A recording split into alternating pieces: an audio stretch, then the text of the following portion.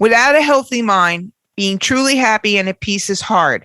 The good news is therapy works. But what is therapy exactly? It's whatever you want it to be. Maybe you're not feeling motivated right now and would like some tools to help. Or maybe you're feeling insecure in relationships or at work, not dealing well with stress. Whatever you need, it's time to stop being ashamed of normal human struggles and start feeling better because you deserve to be happy. And now you don't have to worry about finding an in-person therapist near you to help. BetterHelp is customized online therapy that offers video, phone, and even live chat sessions with your therapist, so you don't have to see anyone on camera if you don't want to. It's much more affordable than in-person therapy, and you can start communicating with your therapist in under 48 hours. Join the millions of people who are seeing what online therapy is really about. It's always a good time to invest in yourself because you are your greatest asset. And a special offer to ImmaLetYouFinish listeners, you can get 10% off your first month of professional therapy at betterhelp.com/ImmaLetYou, ImmaLetYou. That's betterhelp.com/ImmaLetYou, ImmaLetYou. Thanks again to BetterHelp for sponsoring this podcast.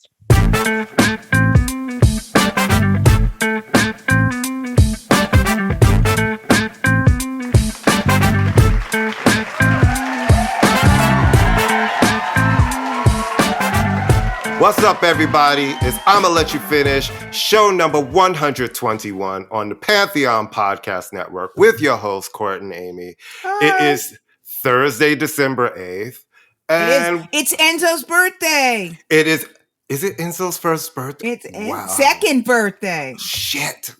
Tell me. It's going fast. It's going very fast. It's going very, very. So if my son or any of his friends listen to the podcast, which they do not, because as my son said, I have spent my life listening to you talk about bullshit. Why would I have to listen to you on the radio talking about bullshit? But I'm like, that said, happy birthday, Enzo. Wow. And we woke up today to Brittany Griner being on a plane. Oh, wait. I haven't even seen the thing I posted. You didn't. Yes. No, I have been inside a church with no reception. Oh, my goodness. They actually, there was a trade that happened with that arms deal that they wanted, but Russia refuses to release And Paul first Whelan. Round draft choice. No joke. Yeah. I'm sorry. They refused to release, unfortunately, Paul Whelan. No. They didn't release him? They're saying that he's a spy and they want a spy in return. And the U.S. is saying, we don't have a Russian spy. And they're like, well, we want a spy because he's a spy. So, but she is on a plane. She's in the UAE right now, according to this. Yeah, she's on her way to the West Coast where she will be, I believe either the West Coast, San Diego or San Antonio, one of the two, to a military base. I think she's from Texas, so she might go. She's going to a base first. To be deprogrammed. To a military hospital to make sure she's okay and do all of the things. Can you imagine what this woman's life is going to be? Oh my God. You know. Well, that's good, and that's very sad about Paul Whelan. I would hate to think that celebrity obviously played into her being arrested. We say that, but they were trying for both in Russia. Absolutely, they were going for both. Said it's her or nothing. They were down to the wire because they were like, she does drugs and he's a spy. Basically. They believe he is a spy, and they're like, for him, you have to send us another spy, and we're saying we don't have a spy. So they're still trying, and they actually, unlike the last release, the U.S. government did go to Paul Whelan's family ahead of time to say this is what's going on. And his family, his brother released a really beautiful statement saying that the U.S. made a right choice. We are sorry that Paul won't be home, but they made a right choice in bringing her home and doing what they something good is coming out of this. Horrible. Well, good. Fingers crossed. I know. So we start. That's a celebratory. I got so nervous for a second because I thought we'd have to talk about stupid ass Britney Spears again. No, well, Yeah, I'm sorry. I'm over her. She needs to be reconservatized. Well, no. Well, this is what I said. No, well, I understand. I just wish somebody would take her phone, right? Because I don't expect anybody to come out of a 13-year conservatorship and just be okay. But I just wish that she was someplace living life a little bit. and having maybe, some intense therapy just to get her life on track and not be living it out via Instagram, right? Because you're not going to come out of a situation like that and be like, "Woo, well, that was something." No, You're going to be pretty damaged. So I just wish that it was a little less fighting with your kids publicly, because that just doesn't end well for anybody, and it's not good for the children. And that to me is a sad situation. We also this morning heard from Celine Dion, which is really sad because it turns out that she has. I literally was someplace with no internet for 3 hours. It turns out that she has a very rare neurological disorder called stiff person's disease. Which I've heard of this. I know someone who has it. It's awful. It's awful. And they say that it affects women more than men. It does. And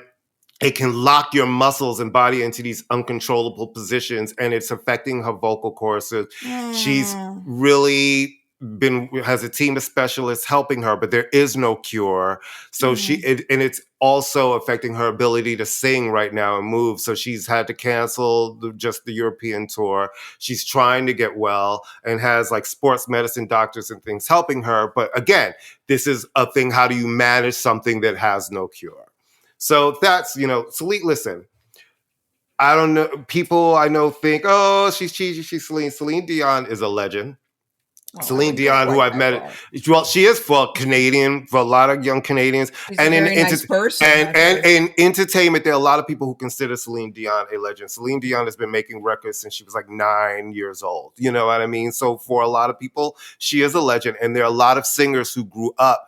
She is their idol, modeling themselves after how she sings. And, and I'm, by all accounts, a very nice person. And it's just, you don't want to hear of a singer not being able to sing anymore, right? It's like you saw that. Well, it depends on the singers. There's some singers I wouldn't mind if they never sang. Yeah, again. But this is a serious story. I'm for being me. sarcastic. But yes, I know you are, but not every moment calls for sarcasm. This is kind of a sad, fucked up story. Every morning calls for sarcasm.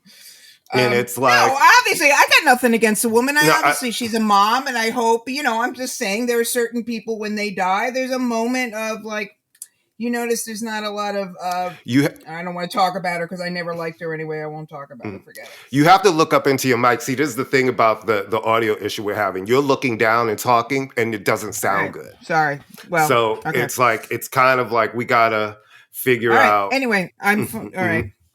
Mm-hmm. So anyway, it is sad. Yeah, you know what I mean? It's like I think about Linda Ronstadt, who's like loved to sing, and because of Parkinson's, she can't sing. And after Angela Bofill had her strokes, it took away her ability to sing. And these are people who that's what they do. That's what they love to do. So it's really interesting how mornings can come with news that is like great, and you're like, this is great, and then the next story is like, well, this is not so great. It's just getting older is tough, man. You just realize. I remember when I was young, I didn't pay attention to so much shit. It was just like everything was rosy, you know what I mean? And as you're older and you realize how much shit people really go through, and just in life, and you realize as you get older some of the real challenges of it all. And, it just makes me sad. It does. I really like Celine Dion. I'm a huge fan of her voice. I love her. I love her music. And I've met her. She's a really nice lady, and I know that when it affects the one thing that you do and the thing that you love to do, and you're not able to do it, that's devastating to anybody. You know what I mean? I don't care if you're famous or not. It's like being an artist and you lose the ability to use your hands. It's like, how do you create when that's all you've done your entire life? So it's a reminder that everything is precious, and I am one of those people who believes in being really thankful, and I'm a prayerful person. And I do kind of thank your blessings is really, really real, because one day everything is great, and the next day everything can absolutely change on a dime, It really, really can. But we're glad that Brittany's on her way home. We pray continually for Paul Whelan's family and for Paul that he comes home. I don't pray for anybody, but I think about them. I don't pray.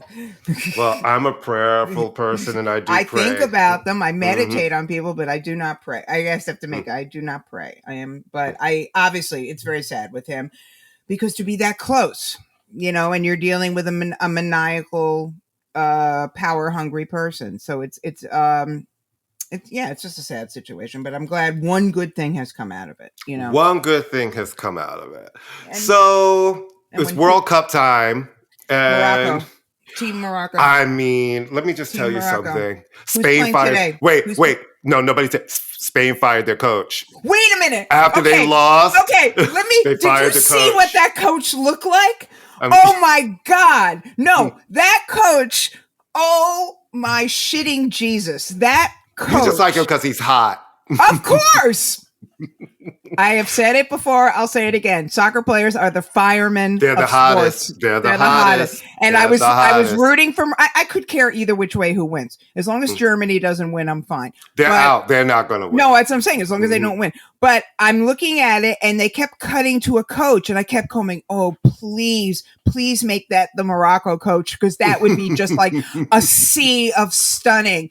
And and then I saw all the tattoos. I went, I don't think he's the Moroccan coach. You're like, I don't think that's Morocco. I don't think that's Morocco. The Moroccan coach looks like a perfectly nice guy too, but he was not the. I love that. You're like, he's a perfectly nice guy, but the hot one. Well, the hot one is. See what this guy looked like? The hot one is unemployed. Oh, well.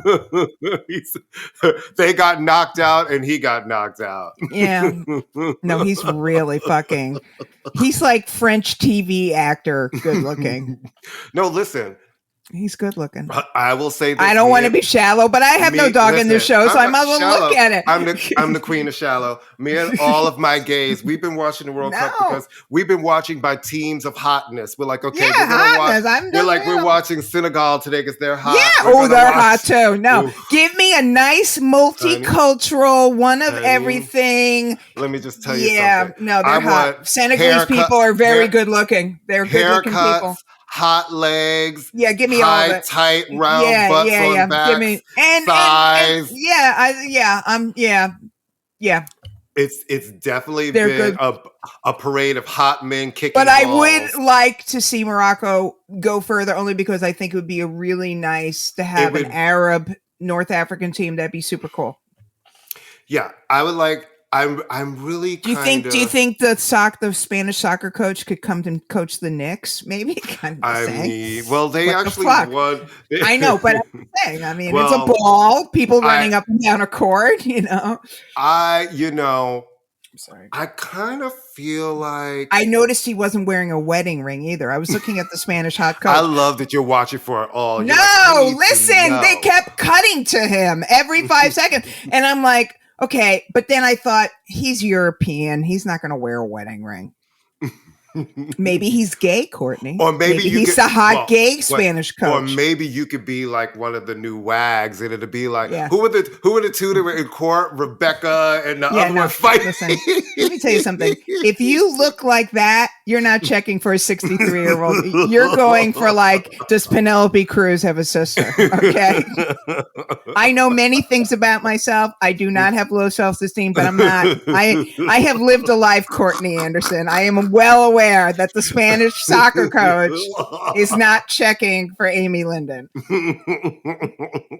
I can't even offer him free CDs anymore. I got nothing. Oh my God. Do you remember when that was a good bargain? That was like your real, like, here, you want a CD? I was like, you want a Lauryn Hill CD? Come on. Really?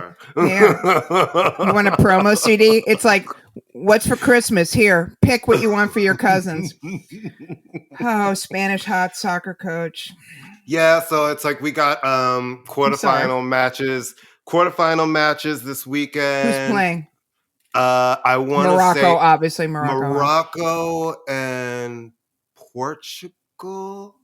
Yeah, Portugal's definitely in it, and Croatia's isn't Croatia and France and France.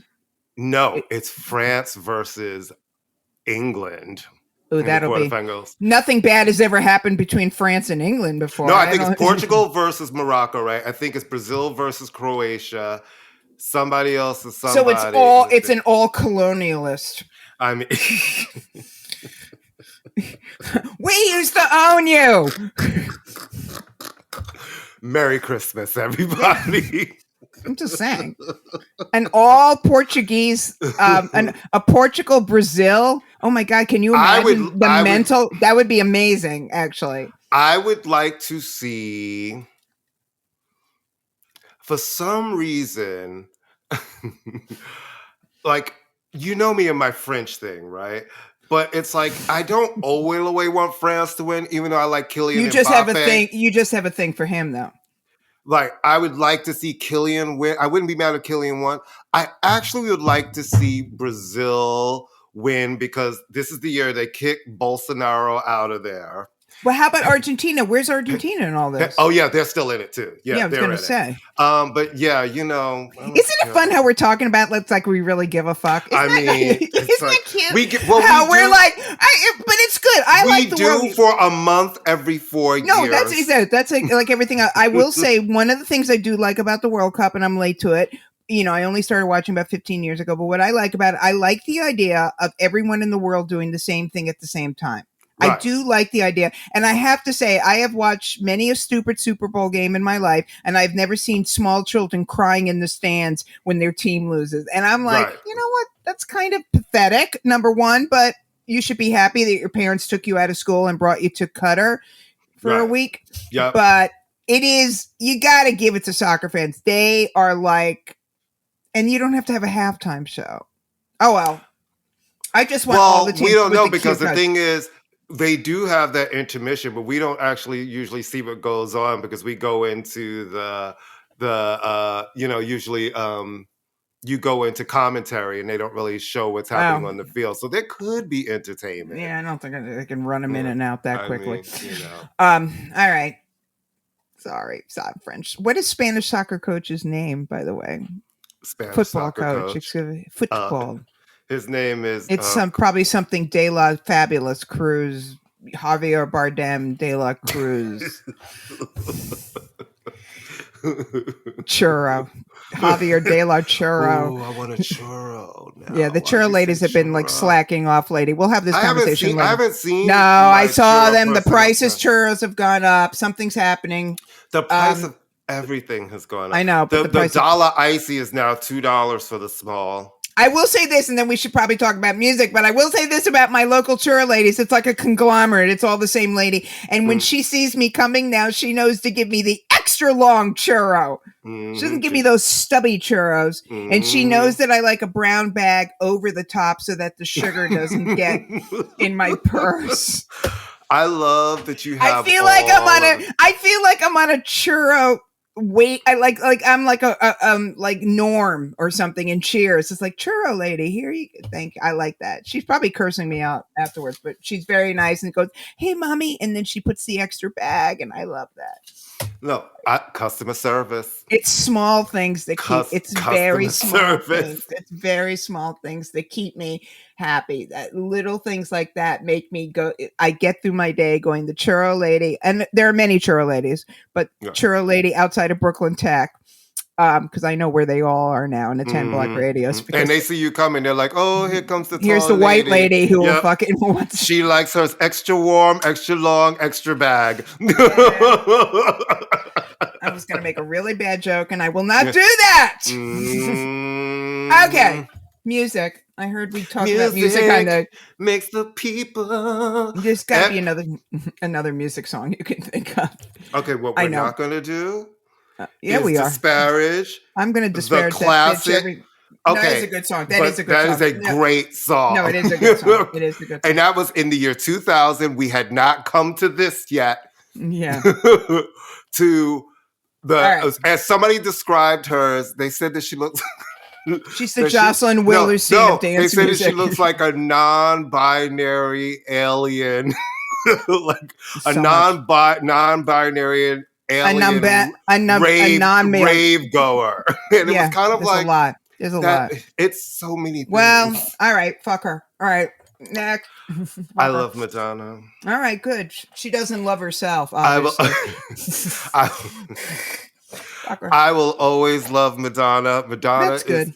I just can't look at what's happening. I act like it's not happening. Well, let's really and pretend it's not happening. I have a friend who's swearing up and down. No, she's prepping for her new world tour. I was like, and what will that look like?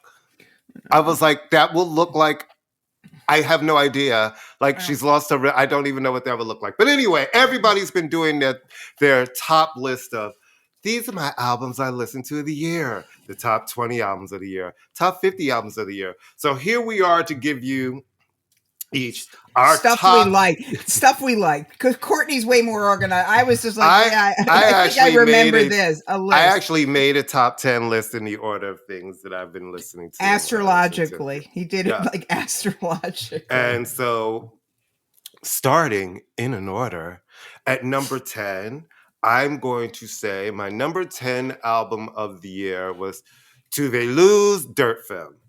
Tove Lo, another Swedish pop star. I don't know what's in the water there. I don't know what's in the food there. I told you, I did a whole article. It is in their genetic. I'm not trying. Traditional Swedish folk, traditional Swedish movie has the same kind of hookiness and melody. They're raised with knowing how to make melodies, and they grew up listening to English radio. So there you go. And it is, again, her fifth album. And once again, smart pop, great production, great lyrics, performed great. She's going to be going out on a headlining US tour. I think that she's really amazing. And I also believe she's underrated here. You know, the cool kids know her. People can barely say her name here. They call her Tove Lo, and it's like, I mean, you know, in my defense, I mean, it is phonetically Tove Lo. In my defense, you know, we don't grow up with a lot of Swedish names. ABBA, I can say that. Robin, I can say that. Nena Cherry, I can say that. You know, I'm an idiot. I own it, as the kids say. But anyway, I'm sorry. But it's a great record. She is good. And it's a great, great, great record.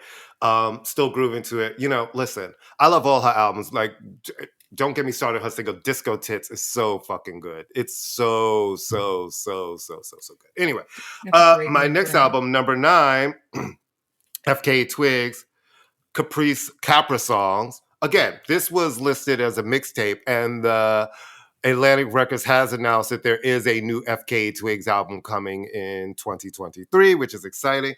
I love an artist that you can't put in a box. And FKA Twigs, and what I would even call her music, you know, it ticks so many different boxes. And I thought that this was another really good one from her. You know, I know she's an acquired taste for some people, but I loved it. Loved it. Thought it was great. Still listen to it. Number 8, Louis Vega, Expansions in the NYC.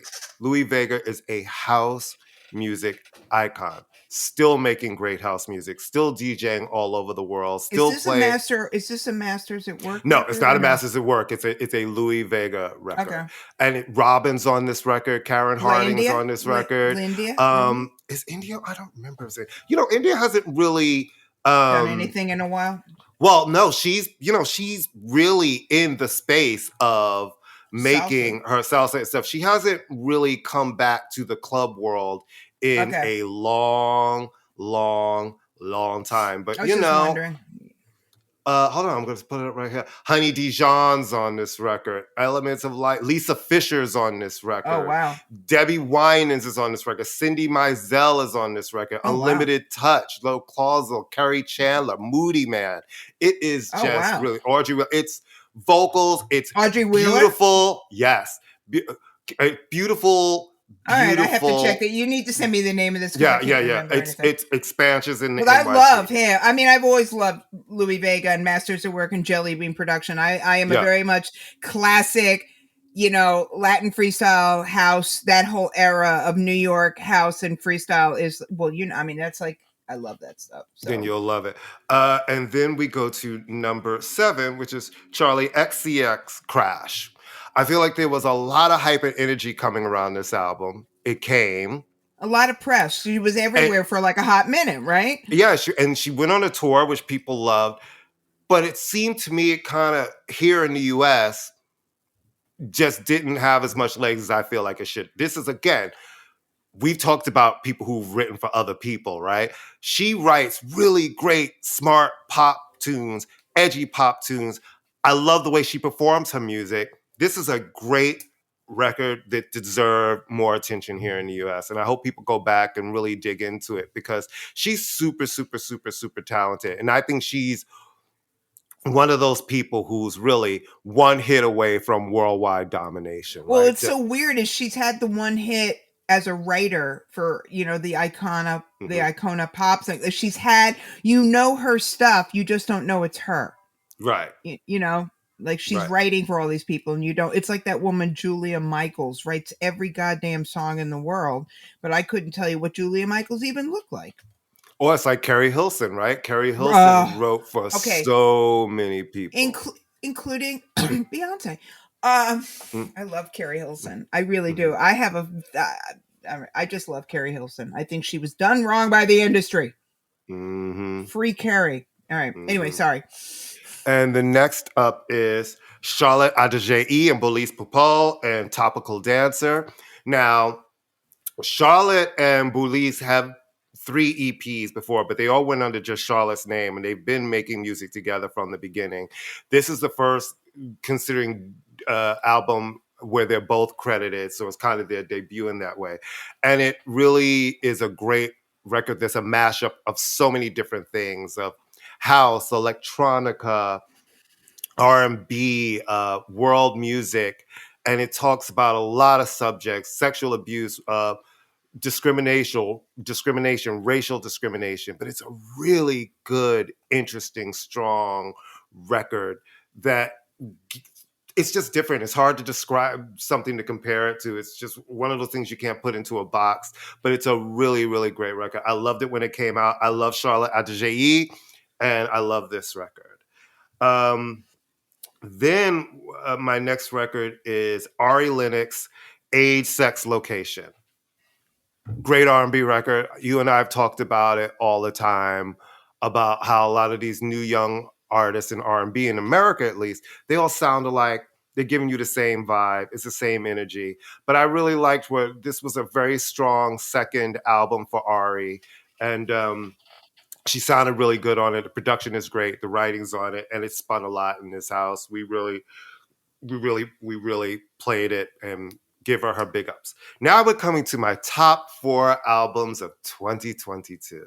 These are my, still in rotation heavy, playing them a lot around these parts.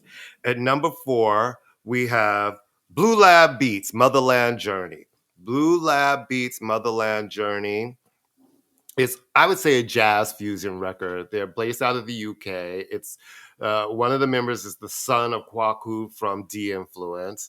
And it is an absolutely great, great record, full of rhythms and vibes and energy. And it's really, really good music that I know it's people listed as jazz. I would say jazz fusion because it's really fused with like trip hop and like R&B, and it's dope. I love it, love it, love it. Number 3 is Ultra by Ultra Nate. It's her first self-titled album. It's her 10th album, and it is dance music from front to back, amazingly written, amazingly produced. It went to number 1 in certain countries, top 10 around the world. And it's a real success for her as an independent artist, putting out a record 35 years into your career and still being loved, still having hits all over the world and being well received. And I want dance music to get its respect, especially from artists that live in this space, and that is what they do. And she really got great reviews. People loved it. I love it. I love her.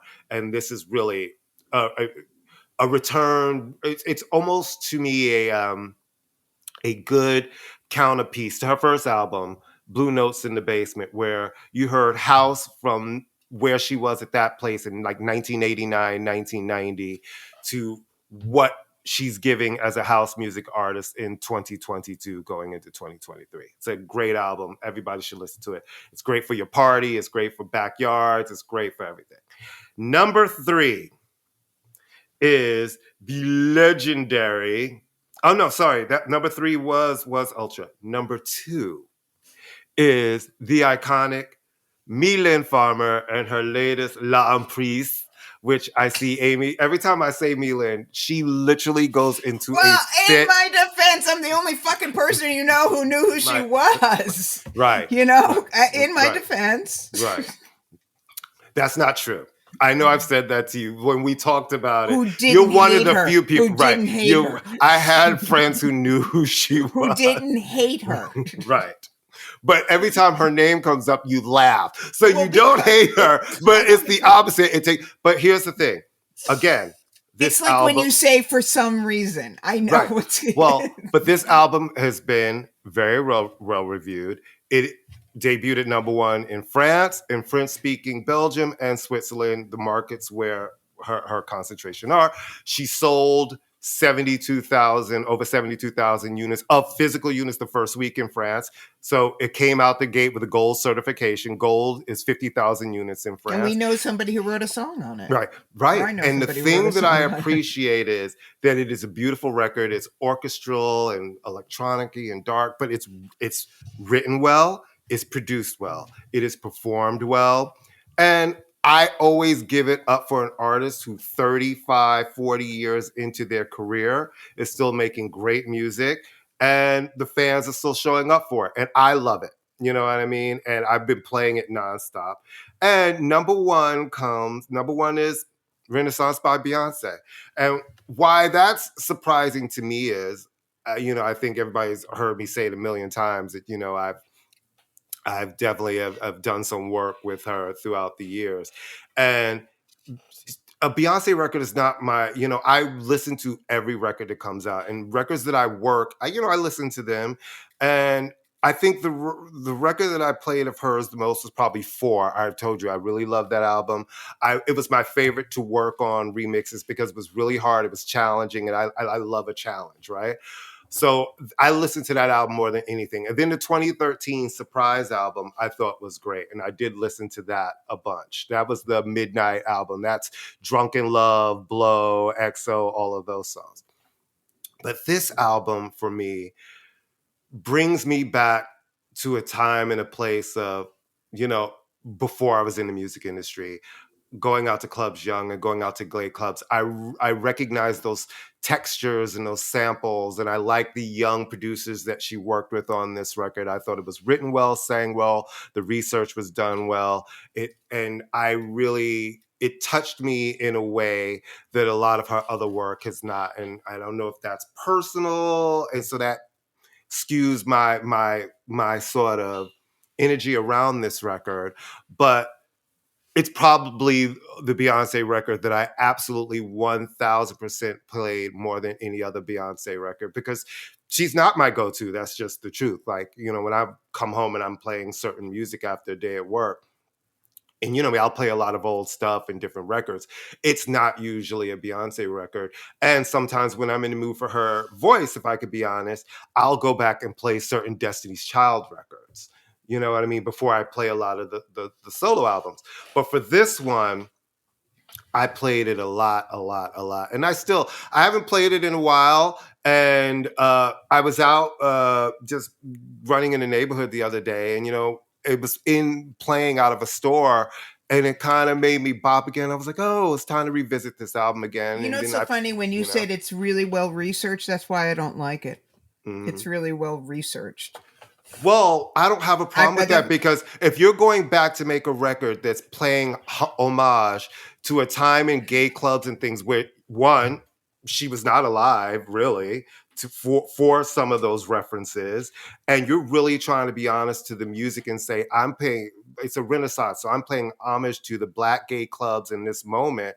Yeah, like some of the music that you're listening to, that you're researching, you've been listening to, if you're trying to take those textures, I do think it's important to at least know where you're pulling from, because it's not a carbon copy of those things, but I feel the energy of those things. To me, the balance is just right. So it doesn't feel like a research project of, oh, yes, I'm going to just take this, Moi Renee work that most people have no idea who Moi Renee is. I've used to see Moi Renee. I've seen Moi Renee perform. I remember when Miss Honey came out and it was a club moment. I also remember when Moi Renee was killed and everybody, that was back when they would just say, that the person committed suicide, and it came out years later that she was murdered. You know what I mean? It was like, so there's just bringing all of that back up just brings me back to a time when Christopher Street really was gay and was Christopher Street. And we would go to Midtown 43 and Tracks and, all of and Stella's and Two Potato and all of those things. It reminds me of those times. And the truth of the matter, if Beyonce was born in 1984, I graduated from high school in 1985. She wouldn't have been in a club. And those producers who are working it, they're all really young, right? So they're kind of, if you notice, a lot of the music is going back to being referencing 80s and 90s, even in the looks that we're getting. We're live. I feel like I'm now my parents when they were seeing a renaissance and samples of the music they grew up in. Now it's kind of like all of these artists are doing 80s and 90s, and I feel like the old man because I'm like, oh my God, I was there for the first time around on this. And now it's back. It's like, fuck, I'm that person where I'm looking at it going, she's shit. She's just not the girl to do it, in my opinion. But the album was great.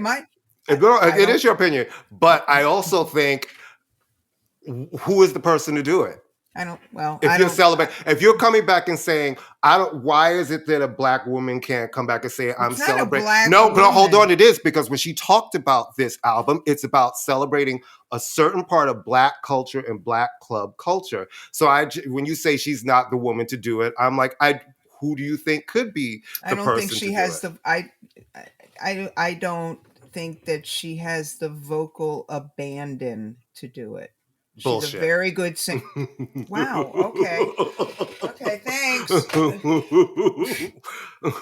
Yeah. Well, I'm going to call bullshit on that because I think people could say they don't like her, but I don't think that you. And I don't dislike her. I don't. Yeah, but I think it's weird when people come, and I'm not I'm not one of those people who stand for like scream Beyonce, Beyonce, Beyonce. But when people come and say about her vocals, I'm like, the lady can sing. And she sings really well. I never said that. I never said she couldn't sing. This album is ending up number one on a lot of people's list that I wouldn't expect it to. So I don't know. The vocal abandon and she's not the one. It was like, she's one of the biggest stars in the world. It's like that platform for like I know people who worked on this record who now their worlds have opened up. All right, but we're talking about two totally different things. Because her being the one has opened up for some of these people who are gay and queer producers and writers. Suddenly, because they wrote on this record, their world is completely expanded. So she kind of is saying that she's not. I'm not saying that she's not a commercial. I'm not saying we're confusing. I don't think.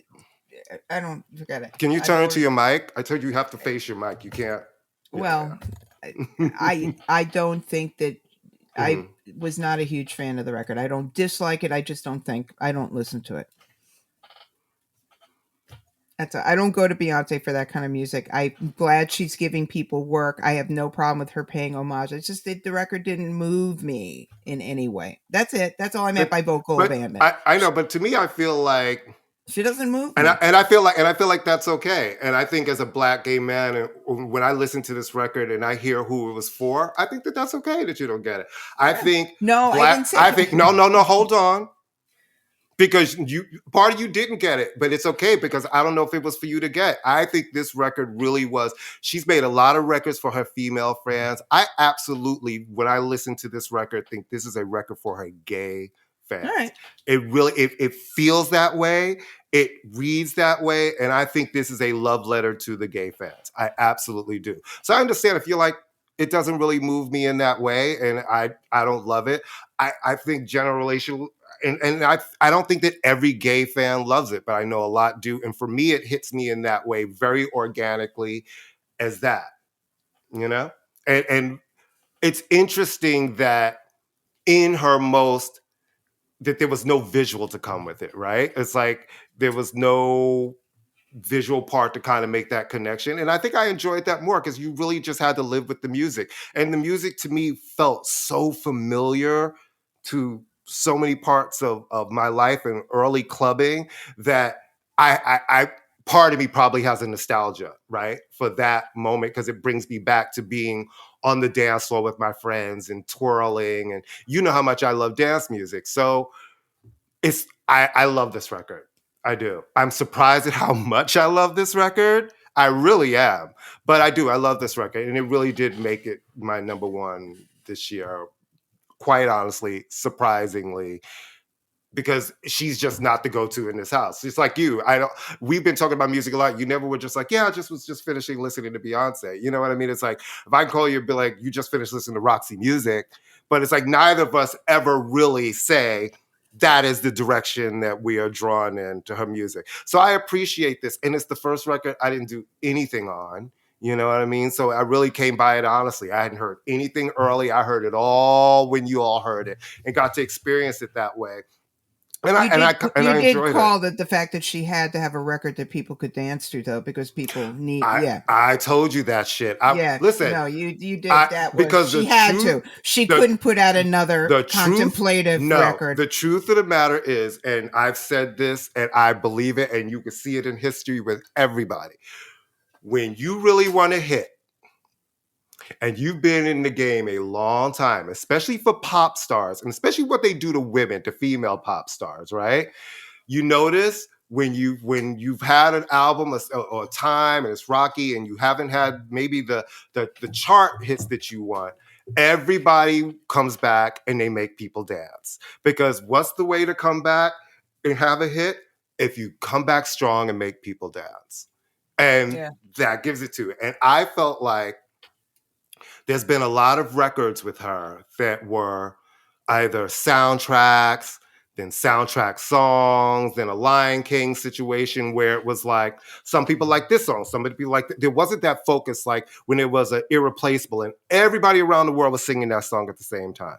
So it's been years since you put out your last solo album, which was This Is What's Going On in My Marriage moment where galvanized, women love that album, the queens love that album. But now it's like, okay, it's been a long time. There's been a pandemic. I was like, she's going to make people dance. You just have to. Like, you can't come back out with another sort of, here's what's going on with me, because everybody's shit's been fucked up. So that's why you notice all of these dance records came. Some to more success than others. And I appreciated the fact that the route that she took was the Black gay clubs, because that is a space that's often overlooked in the story of club and dance and house music. So I appreciated that. And, and I know I jumped in your throat when you're like, I don't know if she's the one to do it. I'm like, I don't know, blah, blah, blah, blah. It's just because I take that so like, who else would be the one? Like, so many people have been doing it, but they don't get the attention. Her doing that to me just pointed attention. And a lot of house music folks, like Robin S. suddenly was already booked, was really booked. And I like the residual fact that some of my friends who work in house music, who've been there for a long time, their work started to double and triple because the interest in the genre, because major artists suddenly said, oh, I want to dance, put a lot of focus on them. And I want everybody to just work. You know what I mean? Because if they're working and they've been in this field, that's been their field for a long time, it makes me happy to know that people that I know, some of that stardust is raining down on them and their bookings are going up. So that to me, really, I think of it in that broader spectrum when I talk about her making this record, because I've seen the residuals around and I'm seeing a lot of people working and who've been working, but getting even more gigs. So I like that. Okay. Still don't. I know. And Amy's like, that is a great speech. I still don't fuck with that record. I don't really fuck with her, to be honest with you. No, you don't. And you still haven't seen her live. No, I did. I saw Destiny's Child track date. That's not the same thing. Right. with Eagle Eye Cherry opening up for them. And the poor man, was like, what did I do? Who did I kill to be in front of this? What have I done wrong to have to do this? And it was very sad. It was very sad. All right.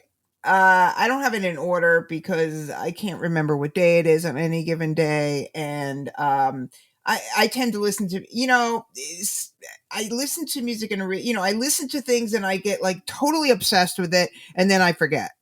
I just don't listen to it. And which is, I don't know if that's a good thing or a bad thing. Like I was telling you, if you were to look at my Spotify wrapped up, it's been the same for 4 years, which is either, I would like to say either consistency or mental illness. I don't know which it is. Do you think it's laziness.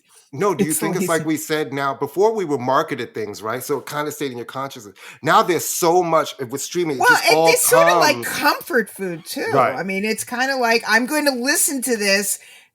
I don't know. I mean, not to, there are certain records I can listen to a million times and I find something different in it each time. Right. And it is laziness in some ways, because if it's a new record, I have to really, really give it my attention.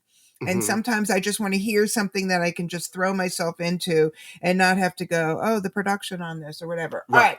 So records that just, I don't know, they're not my top 10. They're just records that I could remember if someone were to say to me, would you listen to what made an impact in some way? And there's a million albums and there's a million. And I'm looking at these top 20 lists going, who the fuck are these people that you're talking about? And when did the Harry Styles backlash start? Because clearly it started because I know all you guys gave this record a rave review. And now it's like, really?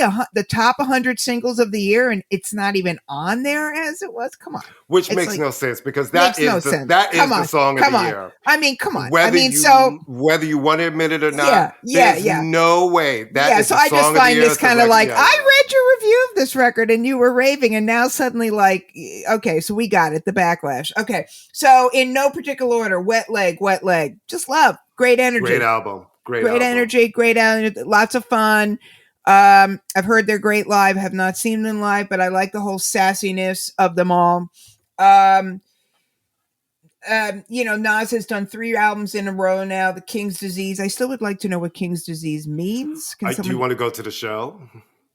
Oh, of course. You know how much money that thing is? It's like $5 billion to go. Is it? Yeah, it's $5 billion. Somebody I know bought tickets for his son and said literally had to sell like a kid. And he's in the business. Right. So it's like kidney donation, and nobody wants my organs. That's the one thing I can take to my grave. Nobody wants my organs. Anyway, King's Disease 3. I mean, the series of records that he's made. Nobody, if you had said 5 years ago, who's going to have consistently killer records as they're inching up to 50? Nas, it would not have been. Actually, it wouldn't have been any rapper because people think they stop making good music at a certain point. But just a great albums, great production. Hit Boy.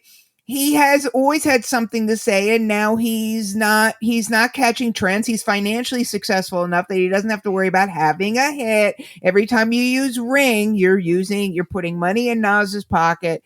He's turned out to be a very interesting artist. Who would have thought that he'd be like have a record company and a film production company and a magazine, and so I like that record a lot.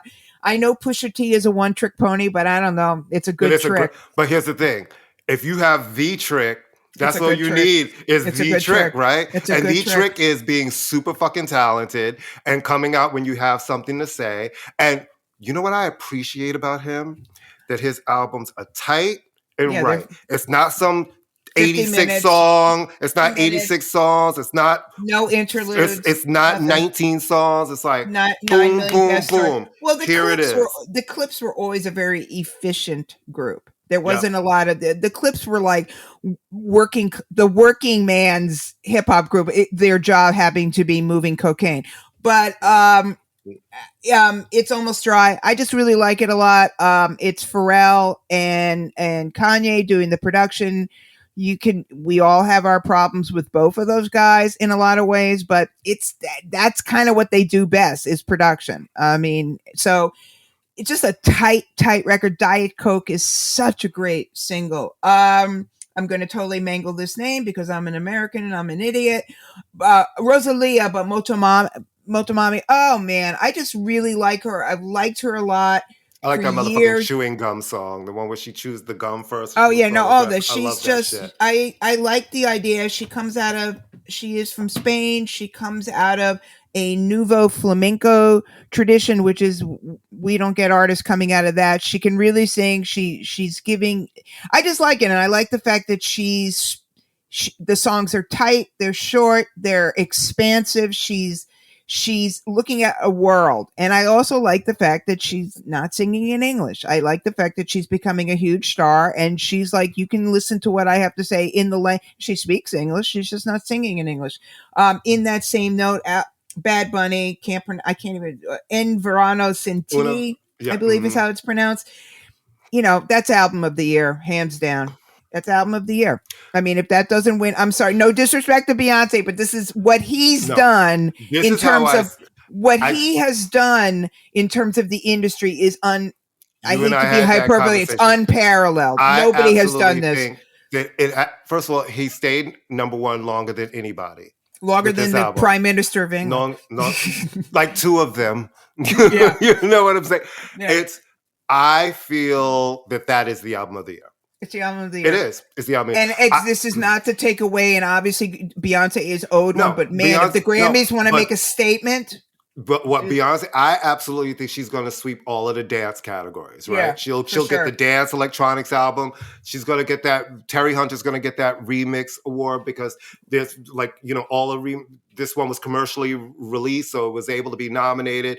They're going to give her all of those. The album of the year is going to go to Bad Bunny simply because he stayed number one for like 10 weeks. It kept bouncing down. But also he's going back up. It's what he represents. I think he's just nobody had a bigger year. And I think that I've seen him perform on television. It's just what he represents. He represents like a whole genre blurring. And again, true to who he is. He's not attempting to cross over in the sense of like, I'm going to do a song in English. You come to him. And I think he's great. Also, who sings in a language I don't speak, a language Courtney thinks he speaks, but I don't speak, Stromae. And I think that's how well, he speaks Belgian Spanish, so it's different. But Stromae, Multitude, I've been a fan of his for years. This is a less dancey record than his last album and certainly his first album. He's just a really good artist. I will admit that I do Google Translate or look for translations of his lyrics because I know he is actually singing about actual topics, and I would like to sort of know what he's singing about, but I think he's great. I've always liked him a lot, and I think this was a really good record. I really like Salt a lot. They've put out 1 million records, right? Yeah, they put out 40 albums this year, but they were good. They're good. I mean, it's just like, oh my God, stop putting out records. You're hurting people. It's like when Prince decided to put out every fucking thing he ever recorded. It's like, it's like, enough. We got it. We know you have things in the studio, but they put out a lot of records. They put like a photo dump of music about a month ago. 5 albums, yeah. Right. But the one that sort of made sort of the most attention is 11. I just like them. They give me a Young Disciples kind of vibe. There's just something about them. They have really good dance up. They have really good more R&B kind of soulful stuff. They can get a little woo woo and a little like benevolence and blah blah blah. But I just like them, and I there's something about them I've always liked. I was not aware of them until about 3 or 4 years ago. Somebody turned me on to them, and I find them always never the same, but always recognizable, Mm-hmm. I did not listen to this record a lot, but I did listen to it and it caught my attention, and I like her on other albums, Sudan, Archives, Natural Brown, Prom Queen, and that's making a lot of top lists. So that's a good sign. Yeah. Interesting. That was a great record. Yeah. You know what I mean? And it wasn't like I sat there and listened to it, but I did like what I saw a lot.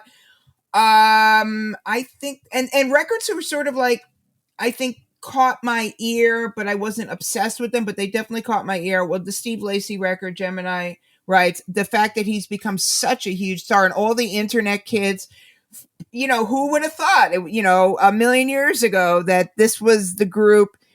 you hear the Frank Ocean influence. I know we're both hot and cold on Frank Ocean, but when you go back and listen, go back and listen to Frank Ocean at his peak Frank Ocean-ness.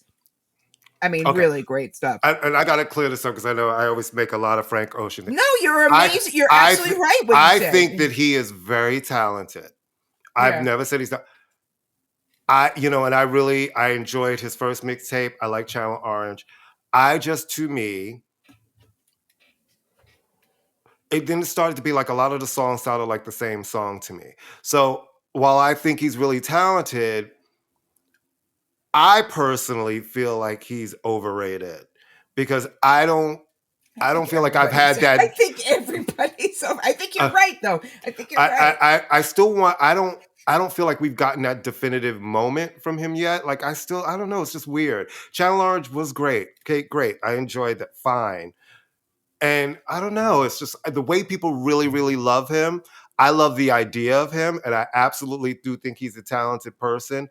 I don't have that same thing. Yeah. Yeah, no, I think he's very talented. I think he's super overhyped. I think most artists are super overhyped, to be really honest with you. The word legend and icon and classic are thrown around like, give me a freaking break, okay? So I think kids are legends with one album, honey. Yeah, they're a legend. I'm like, one album? Eagerly awaited. I think he's very, very talented, but it's like, it's been 5 years. Like, it's been 5 years. Where is the next 5 years? Anyway, the Steve Lacy record and the Harry Styles record. I mean, I don't go back to it all the time, but oh my God, come on. You want a pop record? You want a nice white boy pop record? That's what you got, man. This is as good as it gets in terms of really good songs, really good production, really good singer. I will say though, the more I listen to Harry Styles, the more I go back and watch old concert footage of Robbie Williams. And I just go, oh my God, how perfect was he? How perfect was a showman? Jesus, I wish I could have seen that. Not aged well, I will say that. But really, he still looks all right. Oh, no, he does not. Well, he's got one of those bad haircuts where they shave the head and then they have the faux hawk going on. But I just but that's been his kind of hairdo for years. But I'm just saying it kind of, we've talked about the fact that Harry Styles sort of had the career that everybody thought Robbie Williams was going to have. Very different artists, though. Very different artists. But here's the thing: Robbie Williams has a huge career. He still does. His last album was #1 in the UK. He just did not have the American success. Well, that's what I mean. And America is weird with international. He's way too British. Stars. I just don't. I think that we didn't have the full take that connection in that whole story. And he's also way too British and wink, wink, nod, nod. Americans don't have the same. British humor is not American humor. But the people who love him here love him. Like love him. No, I think when he does shows here, they sell out immediately because the fans who are here are very loyal and rabid because he makes another one. Great pop music, right? Yeah, no, it's what I'm saying. So when I always, it's funnily, it's just like listening to Harry Styles kind of took me back to that era. But anyway, so, in no particular order, there's been a lot of good music. I know I've forgotten like half of it because I just forget everything. But be interesting to see what happens with the Grammys, Listen, people are...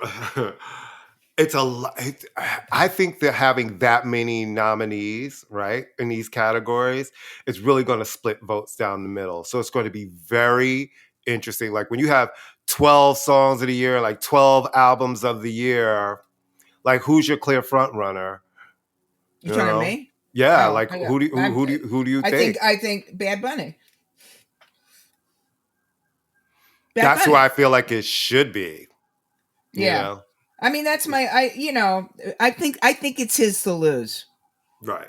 I think it's his to lose. If they want to make a statement, they go with him. If they want to go with Overdue, they go with her. If they want to go with Everybody Loves Him, they go with Harry Styles.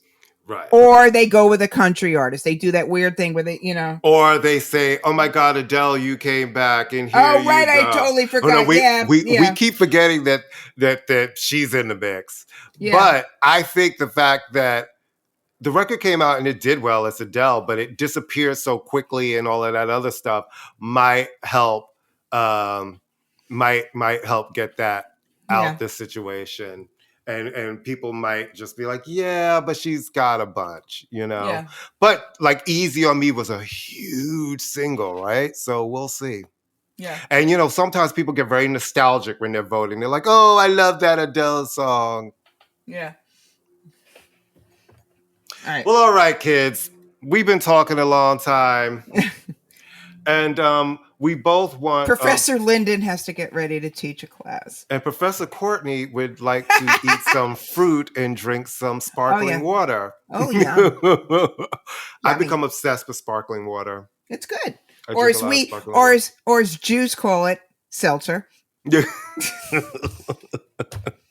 I don't know when it became gentrified. Right, I don't know when it became gentrified and became sparkling water. When did everybody have to drink water from a bottle that you bought from the store? Because it's like, I can't turn on my faucet. It's like, really? Because I grew up having the best water. It's the best water. On the refrigerator that got water from the pipes, and you pressed the button and you got a glass of fucking water. It was absolutely fine. Yeah. Honey, I drank Kool-Aid from water from the sink for years. And look at me, I'm fine. Yeah, right. Who hasn't gotten COVID yet? Me. You know, don't say that. Anyway. Where's the wood? Knock on the wood. Knock on the wood. Well, kids, you know, that's great. We'll see you next week. It's been great. You know the deal. Tell a friend. Leave a review. Share our posts. Follow us on Instagram at ImmaLetYouFinish NY. Follow us on Facebook at ImmaLetYouFinish, all one word. On Twitter at FinishImma. On TikTok at ImmaLetYouFinish Podcast. And you can follow us by clicking the handy app store and downloading the Pantheon Podcast app and have us in your pocket and never miss a show. And until then, we'll see you next week because same bat time, same bat channel, and same bat you guys and us. So we'll see you next week. Bye, Toodles. Bye. Later. Bye.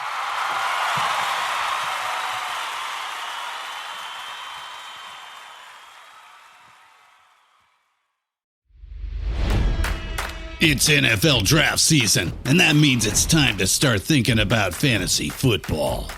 FantasyPoints.com features industry-leading experts and prognosticators using proprietary hand-charted data to help you score more fantasy points. FantasyPoints.com is the place to go for whatever kind of fantasy football you play. Whether you play fantasy football, daily fantasy sports, or do a little bit of everything, Fantasy Points has the meticulously researched content to guide you to victory. And why wait for the fall? Fantasy Points also covers the new spring football league, the UFL. Join the guru, John Hansen, Scott Barrett, Joe Dolan, and other massive names in the fantasy football universe with an exclusive offer. Use code Pantheon for 15% off any Fantasy Points package, including the all-in package, with access to every article, tool, and data nugget that Fantasy Points has to offer. That's FantasyPoints.com and code Pantheon for 15% off at Fantasy Points. FantasyPoints.com, code Pantheon. Score more fantasy points.